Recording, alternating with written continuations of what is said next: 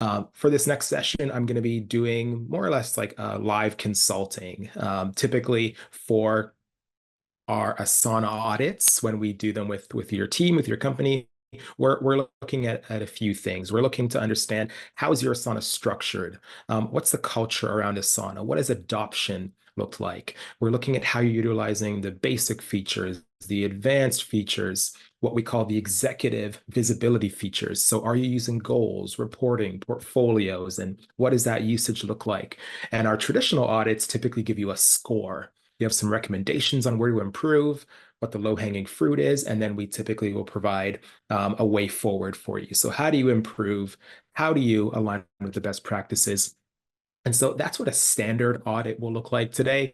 We've got 6 people that have submitted their questions and concerns. They're going to be sharing screen here in a second and walking us through their instances and their use case. So really excited to help, and I love being put on the spot like this. So you're going to see me think through some of these things. You might see me struggle a little bit, but this is the part that I love about conversations like this. So without further ado, I'm going to bring our first guest onto the stage. Swetha, are you ready to come on, share screen, and walk us through your use case?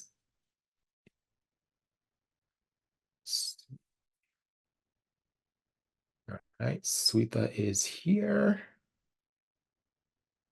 Hi. Hello. How's the day going?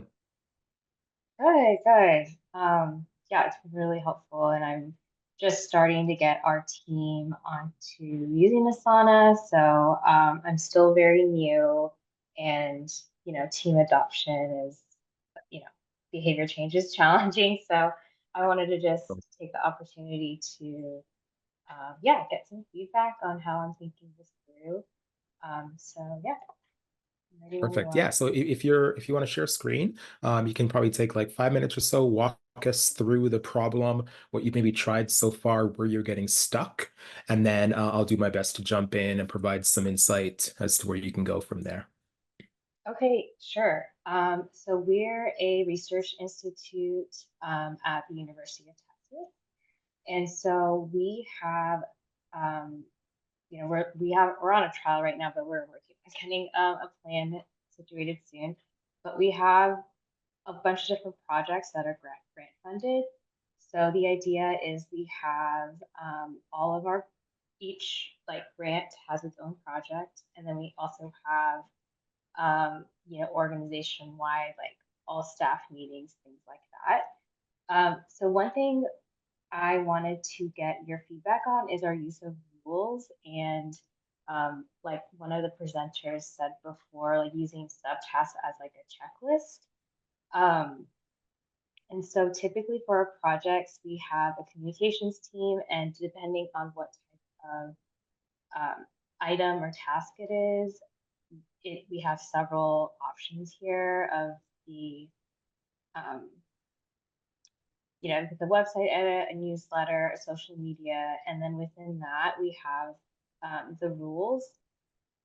But one thing that I'm running into is, let's say if one task has like a social media and a newsletter, and there might be some duplication of those subtasks. That's something that I'm kind of struggling with. And yeah, so ideally I would want this. I was like trying to test run it, the rules and project like this, and want to make this a template so it can be for any new projects that come on. The rules are set, the custom fields are set. So I can give an example if that's helpful. I, And I just want to clarify something really quickly. So you have all these different rules that are populating different fields. The question is, should you have these populating subtasks based on the request type, or is it how to clean up the rules a little bit so that you're not creating loops or overlap in the information? yeah, like for example, we pull up. So this one I had So I had comm strategy and social media post, for example. And for comm strategy, it set up a meeting with Kate and then communication strategy document. Um, and like it's duplicating a couple times. And there's some of them that have like set up meeting with Kate for maybe a couple of things. So I'm wondering if there's a way for the subtask, if it's if there's a way to clean that up a little bit. Because I think after I did this, it was only one, and then I went back and I was like, oh no, I also need a project newsletter, and then it ran both rules at the same time, and then it added these last two ones again. because of I the think, other type. Okay, can I see yeah, those custom fields again inside this task? I just want to see. So you had content strategy or comm strategy was one. yeah. So go to the rules, you mean? Yeah, please.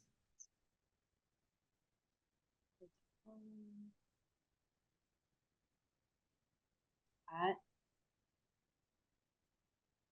And so I named each one of them, and then let's say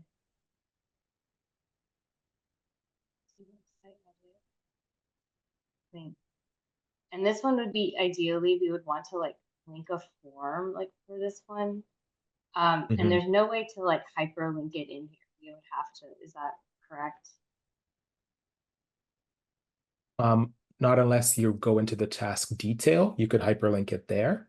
Okay. Um, yeah, I would actually suggest putting that link in the task description so that pulling it out of there and then going in to edit that subtask and having it there so it would be easier to click in.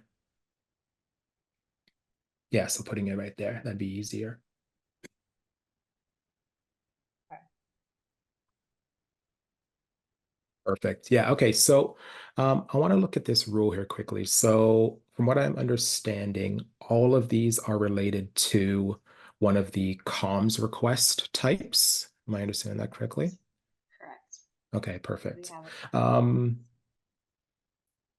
Perfect. And you have one rule right now for each kind of request, right? That's why Yeah. we're getting that duplication. Okay.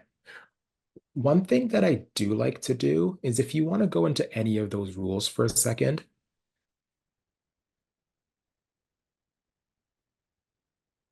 yeah, one thing I like to do, and I actually learned this from Matthias. Matthias was on our panel earlier. He was the first person that showed me what you could do when we started this, when we started using this new rule builder, is using the branches within this rule builder. So you can, yeah, click right there on the plus button and using not the check with, sorry. Let me move. Can you scroll over just a little bit to the beginning of, or sorry, just close up the Created the side little, panel there. okay.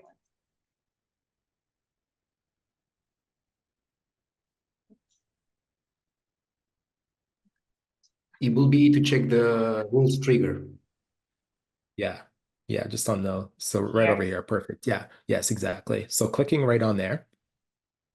The otherwise if that's probably like now my biggest secret weapon is one, I think the suggestion I'll make to you is rather than having multiple rules, is using one rule and using this otherwise if branch Okay. to have different outcomes for each of those comms request types. So the first one would be specific to, comm strategy. And then the next one, it would be check if um, the comms request is another type. So we can scroll down. Yeah, perfect. And then you would click Okay. on That makes it cleaner. your next type, right? Yeah, that'd be a way that I would suggest to um, clean it up. Sorry, I'm trying to get my annotation off the screen now. I can't find the thing. But in any case, yeah, I would suggest that would be your first step to just cleaning it up because what will happen is the more rules you have, um, is the more confusing it will become if something breaks, right? And Yeah. in addition to that, it's also really important to make sure that we are naming our rules so that we can look at them in the list. Because what Asana will do is it will default to the name of whatever the field is that you're changing. So I would like just simply rename this to comms request types. right? And then for each of them, as you can see now, you can set different actions if that request type is selected. Okay. Um, right. I'm going to try and find my annotate so I can back out here a little bit. Yeah, that was one thing that was like, this is becoming really a lot of different rules and figuring out which to switch. So I like, so you basically the rules should be based on what the custom field is and then designated like Exactly. that. So if Okay. something breaks or it doesn't work, or if someone leaves your organization, you'll get that little message in the customize to say, hey, one of your rules is broken. But then it's like, okay, which rule? You're scrolling through the list, and then the question is, okay, how does this rule interact with other rules? And so become really confusing. Um, Okay. so to answer the second part of your question, I mean, you wanted to know how do we like stop loops from happening, right? How do we stop multiple subtasks from being created? Um, does anyone know how to get my annotate off? Usually I can like see a little floating window, but I can't see it here. All right, I'm going to stop drawing attention to it. The next part was then how do we stop multiple subtasks? So let me just ask you a question. Is there a case where um, people are submitting the same types of requests, right? So are they submitting the same types of comms requests each time? Can you kind of group them and have a rule that says when these two are run, because this is a more commonly run or asked request, that then these subtasks can be created, or would you have to keep them individual? I think based on what you shared on creating the otherwise if, I could do a rule that's like if, I mean, it might be a lot, but it could do like if there's a common one of like if comm strategy and project newsletter are both selected, then this set of subtasks, which is like a checklist again, done. So it's not Right, like schedule a meeting and then schedule a meeting again because they both have that separately, you know? Um, right. and I think that would be more clearly seen in this way versus a rule for each item. Perfect. So, Okay. okay. And then another Okay. question Yeah. I had is, so I kind of maybe did this the wrong way when I was getting started because I've already made project like project for each, grant that we have. Um,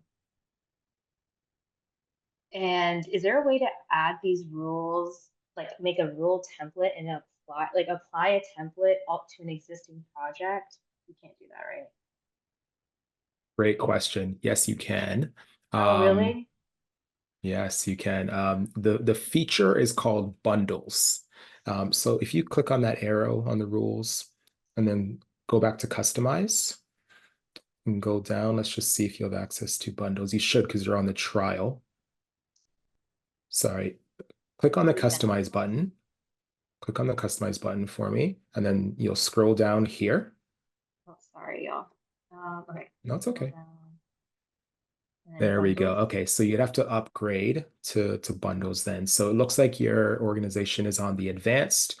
You would need at least the enterprise version to use bundles. I can show you what it looks like, but you may not be beneficial to you right now. Basically, what bundles does is it allows you to create rules, sections, custom fields, um, task templates that can then be loaded in and applied to pre-existing projects. So if you have a template you've created, you've deployed it to hundreds of projects, but now you want to change the rule, you want to change custom fields, and rather than having to go through and update them all manually, you can say, great, I want to deploy this one new rule to all of these projects. So in that sense, yes, it allows you to have global rule sharing functionality. But without bundles, you wouldn't be able to get there just yet. Okay. Yeah, I don't know if we can Right. afford the other plan right now. Yeah, yeah, But sure. and one other question I had is there a way for forms? So we have this form. Is there a way of Mm. form to live in like just a team? Or does a form need to be connected to a specific project? Yeah, another great question. The form would need to be connected to the project. Right now, teams house project templates and just lists of projects. You can have different permissions for members, but no, he wouldn't allow you to do that just yet. Okay. But we could put the form in like a key resource, right? You could add it as a link here, Link. yes. Okay. But you couldn't say create it for the team and then, yeah, Okay. share it to other teams. What I see some teams doing is they create a project that anyone can star that has a list of all the forms, and you can create a section for the type of form, and then you can have the link right there. You can use one of the text fields and hyperlink or paste the form link in there so it acts as a hyperlink. That's a quick workaround. But Mhm. yeah, what you saw there with the key resources is the best approach in this case. Okay. Okay. Well, I think that was kind of my main question, was just making sure there is a good way to handle the rules. Um, Right. but it looks like I'm gonna have to just manually do these rules for all the projects now. But that's okay. It's part of learning. Did that help though? Did that fill in some gaps for you? Yeah, yeah, yeah. No, thank you. Great. Awesome. All right. Well, thanks so much, Sweet. I appreciate you coming on and sharing screen. Always really nice to take a look through that stuff. Thanks so much. No problem. Okay. We've got lots of questions that have come in now. And so I'm going to go through some of those, but Tesby, are any of our other Asana audit submitters on the call, or can I go to those questions? You can go to those questions. The next one up Yeah, is okay. on. We can go to her next after those questions. So yeah. What was that part? Sorry, the audio cut. Yeah, the next up is Erica Tahan, but we can take some questions in between those sessions. Okay, okay, perfect. I just want to answer some questions from our last session because I think it'll be helpful to everybody.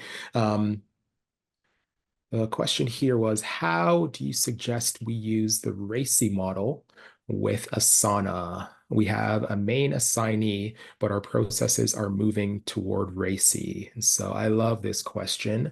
RACI is a methodology or an understanding of assigning basically responsibility to various stakeholders in project management. So I'm going to pull up my demo space here, and I'll just show you what this looks like. I do have a video about this on my YouTube channel, but I'll show you what this looks like at the project level. So here we have, perfect. Here we have a project, all right? And so RACI stands for responsible, accountable, consulted, or informed. And those roles are then assigned to various stakeholders on a project. So the video gets more in depth, but for me, when I look at it, this is what I think about, okay? If we go up to the overview section, we have project owners and then project members. So I always look as the project owner as the person that's accountable for the project, right? It's up to them to make sure that the project crosses the timeline or crosses the finish line on time, on budget, and on scope, right? And so if anything goes wrong, they have to answer for it at a really high level. So they would be the accountable person, and I'm kind of going out of order here, but when we get to the task level, then the responsible person, the person that has to actually move the needle or complete the task, they are the assignee. So we have the responsible person, the project owner, project manager, they are accountable, right? And then anyone who needs to be consulted can do that in a couple different ways. We can either add a subtask, right, where they can, say like approve project or task, parent task, And then this person would be consulted. We need them to weigh in on this, right? If they have to approve something, we would mark this as approval, right? So we need their insight to move this project forward. So that's where you'd see the C come in. And then anyone who simply needs to be informed, or sorry, you can also consult someone by adding a comment, right? So at so-and-so, what do you think of this? Take a look. But as Bastian said, that's a subtask, so just go and create one for them. And then anyone who needs to be informed can simply be added as a collaborator. So that's how I typically break down RACI, so that people that don't need to necessarily be assigned a subtask or assigned a parent task can still follow along and be informed of the progress, right? Even if we go to the overview section and we want to create a status update, right? We can inform people, right? By either at mentioning them here, and they can be added as an individual. They'll be informed when this status goes out. So that's how I typically think about RACI when it comes to Asana. So great question. Hope that helps. How would our organization request an audit? Tespi, can you provide some insight there? We've got all the information on our website, but I'll get Tespi to put a link in the chat there. All right, let's go to the next audit here. You said that we have someone else ready to go. Tespi, Kelsey, was it?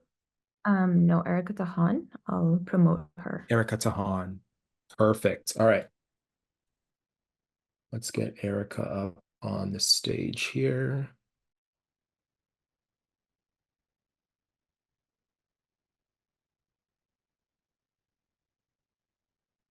All right, Erica, you're on the stage. Feel free to come off mute and voice your question, or you can share screen if you feel comfortable doing that. And right now you're on mute if you are trying to talk.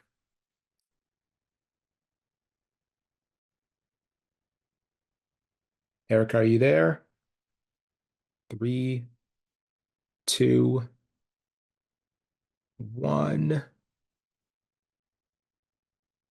All right. Maybe Erica stepped away shortly. All right.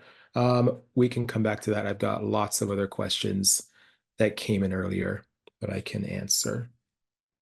All right, so let's go to the next one. I'm currently having some overdue tasks that have been completed weeks ago, but I can still see them there in my overdue task list. Is there any way in Asana to identify them as completed and clean them up for my task list? Thanks. This is happening after the recent update to the tool. Overdue tasks that have been completed weeks ago. Interesting. All right, so I'll share my screen again. I want to make sure that I understand what's going on here, but I think we're talking about filters. So let's just see here quickly. If I went to my tasks here a second, right? Right now, open up some sections. I don't have a lot of tasks. I've got this one that's overdue, but it's incomplete as well. And so in the filters, we can quickly change that. We can remove this filter and it will show me all of my quote unquote overdue tasks, but they've been completed. So I'm curious, and that if that question was related to simply just the visibility of tasks here. Because once we apply that filter, we go incomplete tasks. They're still there. They're still completed. They just remove themselves from our view. So I'm not sure if that completely answered the question, but that's what I understood from it here. I've been experiencing issues with the check if condition not triggering the action as expected. How can I resolve this? The rules were functioning properly for a week after I set them up, but they stopped working. So that comes from Vicky. Vicky, are you on this call? If you wanted to come on stage and just shed some more light into that. Sometimes it just takes some troubleshooting, but if you wanted to share, I can maybe walk you through it. See if I can bring Vicky up here.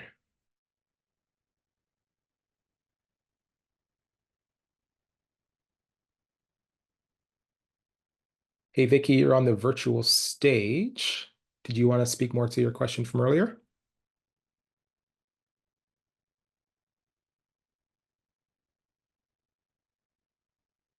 The-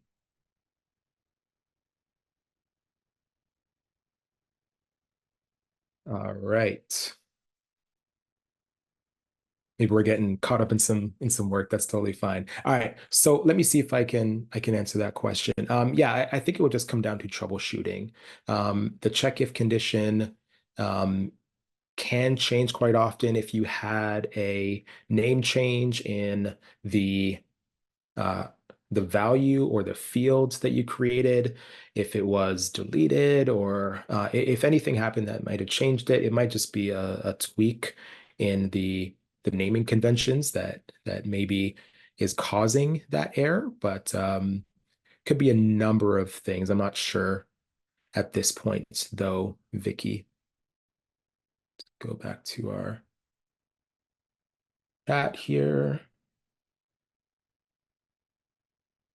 Um, Matthias just shared something with me, Vicky, that sometimes if you're using multi-select fields, custom fields, there have been cases where sometimes an error presents itself based on that. So it could be related to that, not too sure, but again, without looking at it, I wouldn't be able to say too much just yet, but I would say have a look at there. Is there anyone that wants to jump in and answer their questions or ask their questions live? I've got more questions I can ask or answer here, but if there's anyone on the call who wants to jump in and ask a question, feel free. You can put your hand up. I'll see you, and then we'll bring you on the stage. There we go. All right. Let's do this. All right. Adriana, you are on the virtual stage. Why don't you share what's going on? Hi, we use portfolios in our creative agency to manage work. We're using estimated time and workload capacity within that portfolio. And we're having some trouble with days showing up where it might show someone's schedule for 5 hours of work. But really, when you get granular and look at their task list, it's really 8 hours of work, and we've checked to make sure all of our projects are in the portfolio. We've checked to make sure that the person is actually in the portfolio and it's assigned correctly. We've looked at lots of things, and we found that portfolios may only allow 300 tasks to be displayed, and we're just curious if there's any limitations you might know of. We manage hundreds of tasks, thousands of tasks within our portfolios. And so we're just trying to figure out why maybe some of those tasks aren't displaying correctly. Yeah, great question. I just want to clarify, when you say tasks and you have thousands of tasks, are you referring to thousands of projects in a portfolio or thousands of tasks within those projects within those portfolios? The latter. So we've got hundreds of Okay. projects, thousands of tasks. Okay, you shouldn't have any issues there then. There are limitations on portfolios, but you haven't come anywhere close to hitting those. As far as tasks within a project and rolling up information or collecting information from those projects, the the first thing that came to mind was, yes, you said that those tasks are assigned, the person's in the project, but has a due date been assigned for those tasks that they're on? Have you double checked all of that? Because if there is a due date missing, it won't actually reflect properly in the workload. And so maybe there's a few tasks that are floating around that isn't accounting for those missing 3 hours. I wonder if that's the case. Yes, we've looked at the task list, and so I can look granularly at the person's task list and almost identify that there's one project in particular here, one project in particular there, that's just not pulling all of the tasks. We do use some like we have a retainer project for a client, and there may be a scheduling project that's feeding into that. And just the retainer project is in the portfolio that we're wondering if maybe that is the problem. It's probably a very specific question, but we were just wondering if Yeah. it stuck out to you. it should still be populating all the information. And when you verify the assignee and the date, you also obviously verify that there's estimated time assigned, correct? Correct. Yeah. I would have to see it. I can't think right now to answer the question. No, I have not seen any limitations around tasks and projects and not being able to roll up. As long as there are values assigned to estimated time, there's due dates. Those due dates are not overdue tasks for the time frame you're looking at.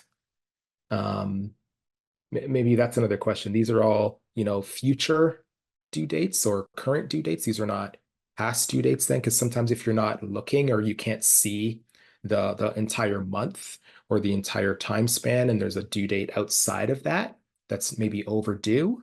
That could result in not pulling in that information. Yeah. But without seeing it, it'd be tough to say. It's kind of overwhelming to look at. So thank you. Okay. I think I'm grateful to have you just listen and make sure that we're not missing something Sure. really obvious. Sure. No, I think you've checked all the boxes that I would typically look at, but yeah, I think a deeper look would make sense. Feel free to send me an email, though, Adriana, and maybe we can schedule a call and talk about something afterward. Thank you. You're welcome. Okay, I'm going to bring up someone else on this stage. Perfect. All right. Tatanisha, you are on the virtual stage. Feel free to ask your question. Yeah. I just wanted to know when I set up a rule to have subtasks populate the dates, how do I avoid Asana using weekend dates? You can't yet is the really simple question. You can, in the case of, say, a template, when you're setting up cascading dates, you can ask it to skip weekends. But at this point in time, you cannot skip weekends when you're creating rules. I come up against that all the time. Our team often gets stuff scheduled to them on Saturday or Sunday, and we just have to manually reassign it. I know that this is being looked at with product. I just don't know when we'll see that improvement. Okay. Can I ask a question about one of my test projects? Yeah, please. Do you want to share Um, screen or do you want to just yes. talk through it? Yeah, I'd like to share Yeah, this. go for it. Go for it. Okay. Let me see. How do I share? Yeah, you should see a green box at the bottom with an arrow pointing up. Are you able to see that in your view? No. No. All right. Okay, I'm getting a join as panelist. Okay, great. Thank you to our admins working behind the scenes. Erica and Tespi are working their magic behind there. Thanks so much. Okay. All right. Can you see the board? Yes, I can. Okay. Yeah. So basically, I'm running a test before I implement it with the company. But basically, a form will be filled out and then a task will be added to this incoming request section, and it will populate with let me just show you these tasks, the ones that I have checked off here. It will populate with those. Once those are checked off, I have a rule that automatically moves it into in progress, and it changes the status of the task. My question to you is, and it also adds 4 more tasks on. My question to you is, when these 4 tasks are complete, I would like it to move into the project complete area and switch to the project complete status, but I have not been able to figure out a rule that just applies to these 4 tasks without including these tasks. Is there a way for me to do that? Yes, there is. Okay, just one clarifying question. So the ones you have checked off, Mhm. those are the ones that you want once completed to complete the main task and then move it, or do you want? I'm just curious what the other 4 subtasks are. Maybe I Yeah. missed that part. I'm sorry. So when the form is filled out, it only populates marketing to weigh in on top conditions articles through take screenshots Clicks and there. by Krista. Those are the only ones Okay. that populate. Once those are completed, it moves into in progress and it adds these 4 tasks and changes the status to in progress. What I'd like to do is when these 4 tasks are completed by the people assigned to these tasks, these subtasks, I'd like it to Mhm. automatically move into project complete, and I want the status to change to project complete. Okay. So yes, we can do that. My second question to you is, what would happen if the subtask for, sorry, can you just show those subtasks one Oh, more yeah, time? sure. Yeah. So what would happen if, in this case, the last 4 were Mhm. complete, but take screenshots and notify Krista was not complete? Would it still need to move to the project completes section? I probably need to put in a rule to make sure that it doesn't move forward. I'm flaking on the term, but to make sure that you can't move from one subtask from these subtasks to these. These can't be completed without these being completed is basically what I want to say. Yeah. Okay. So one thing that you could do, it would be a bit manual in this case, but I'm looking at this from 2 approaches. If it was important to you to link and create dependencies between the subtasks and the parent task, you could, create those dependencies, and then you could run a rule that says, when all the subtasks are completed, complete the parent task. So whether or not you create dependencies, you can still do that. So what it would look like is a rule that says, when all subtasks are completed, complete parent task. And then you would have, Should I let open me the rule? just, Would that be better? why don't, Or do you want to why don't we just do, screen? why don't we just do that then? So rather than clicking on the rule on this section, go up to customize in the top right. Perfect. And let's just create a rule. All right, we'll create custom rule.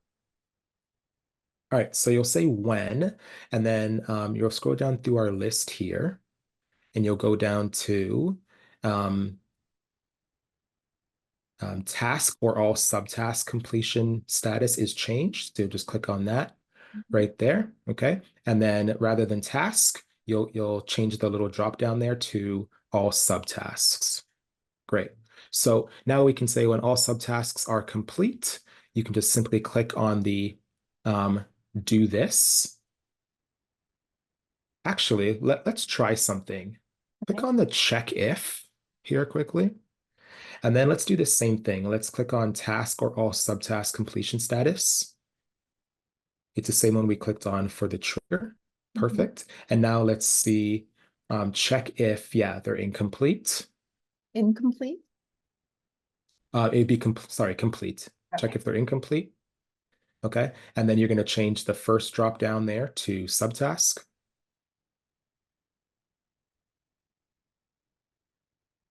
Yeah, and then do this would be, let's click on do this now. And now you're going to change the completion status. So task status, change task status to, it's in the second little section there, right there, up, up, up, up, up. I don't want to draw on the screen because it will there you go. Sorry. Yeah, click Okay. right there. This one right here. No, that's okay. Yeah, and then complete task, okay? And now you want to hover just over here because we're going to add another action. Okay, yeah, click on do this. And then we're going to scroll down to your your custom fields. There we go. And I think it was was it the change status you wanted to update, or was it Yes. yeah, so let's click on that. Perfect. And now we want it to change to project complete. Great. And then let's just add another action here. Let's click on do this again. Great. And then we want to move to section. There we go. And we want to click on the section we want to move it to. So we just move it to project complete. Okay. And then we always want to remember, like I said earlier, like rename that rule. But we'd have to test this. Someone, I'm sure, can test my logic here. But when all subtask completion status are changed, so all subtasks are completed, we want to check that all subtasks are complete. This is probably redundant. We probably don't need that there, but it's okay. We can leave it. And then all of these things will happen. The task will be completed. This is the parent task. We'll set the status of the parent task to project complete, and then we'll move it to the section. So let's just go and publish that rule. Let's just try it. It's a test. So let's go in and we can open up the subtasks here and just complete the remaining 4. Sorry about all the scribbles here. No problem. No, thanks. I appreciate the direction. Yeah, no problem. Okay, so let's see what's going to happen. Please work. There it is. No, it didn't work. I think that, oh, it's running. It's just taking its time. There we go. Perfect. So yeah, I think that middle condition was a bit redundant, but now when all the subtasks are completed, the status has been updated and it's moved to that section. So I think that's what we were hoping for, correct? Yes, thank you. Yeah, and it looks like we have another rule on the project complete section for more subtasks, but yeah, that's how I would have done it. And if I could find out how to get all these scribbles off the screen, that'd be great. Okay, you're feeling good about that? I am.